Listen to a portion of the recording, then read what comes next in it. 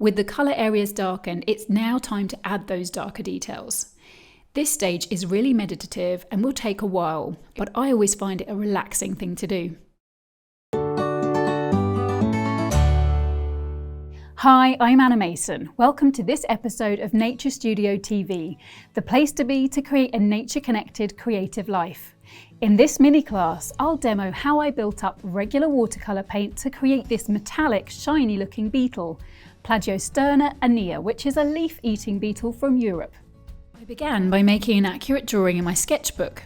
I worked from a photo so it was easy to enlarge and outline lots of the darkest shapes of colour with my pencil. I began the painting by positioning the lightest highlights, the brightest yellow-green areas, for which I used a watery green version of my Winsor lemon paint and a little Winsor green yellow shade added in. Using a small size 3 brush so that I didn't get the paper too wet and could position the colour really precisely. Next, I went down to a smaller size 1 brush for even more control and applied a watery blue-grey mix to the areas of shine around the edge of the beetle. I added some brown in to make it a less blue-grey for some of those areas. This stage of the painting is about mapping out light versions of all the different colours in the beetle so that we can create a pale version of it, making sure that we get the right colours in the right places. This pale grey mix can be positioned into areas that will be much darker black too, as even within those areas of black there are little flecks of grey, shiny colour that we want to paint now and then leave gaps in our next layers so as we see it. Next, I mixed a vibrant turquoise colour and applied it to the areas where I could see that hue. I have cobalt turquoise light in my palette, but you can mix a turquoise by using a transparent yellow like Winsor lemon and some bright greenish blue like Winsor blue green shade. And I added more yellow in to make a bright grassier green mix for some of these areas. I stippled with my brush where there were transitions into the yellow areas which had dried by now. Because I'm working with small brushes, the paper dries quickly and each area of colour stays distinct and doesn't muddy and mix on the paper, staying lovely and vibrant. Next, I made a brassy gold colour for the centre, adding the red-brown burnt sienna into a yellowy green mix, and I applied this to areas with this sort of hue.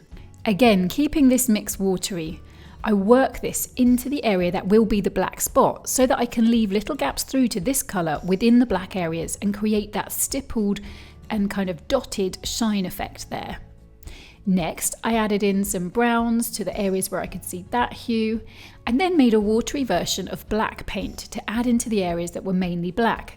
With the paper totally dry, I mixed a much thicker version of the black and applied it with a small brush to the dark black spot in the centre, leaving plenty of gaps through to the colours underneath that's going to help to create that shine.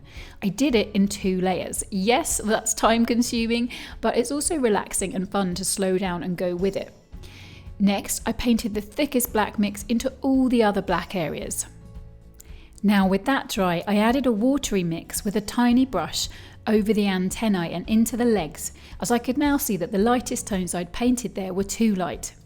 Using a small brush meant the paint was controlled and didn't make the black bleed, so there was still some hue and tone variation within those very small areas. With that dry, I darkened the darkest areas within the black legs again, adding lots of detail and using my smallest brush. With the full tonal range in place, from the lightest highlights to the darkest darks, it was now time to bring the beetle together by working on the midtones. I started with the bronzy greens using a thicker consistency mix than the first layer and applied it in a stippled way. I went on to do this with all the other colour areas, carefully looking at my reference photo to match the colour mixes to what I could see and blending the colours a little with my brush as the colour areas met.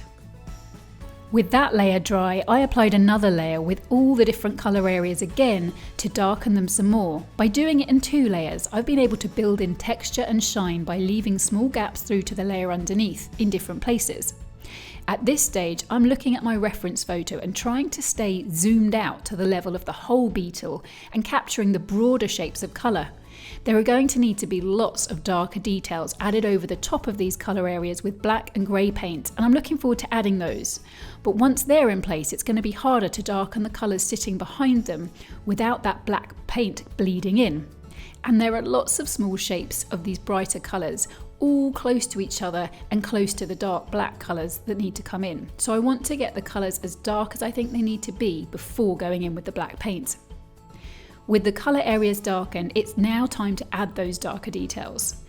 This stage is really meditative and will take a while. It requires lots of close observation of the reference photo and plenty of concentration, but I always find it a relaxing thing to do.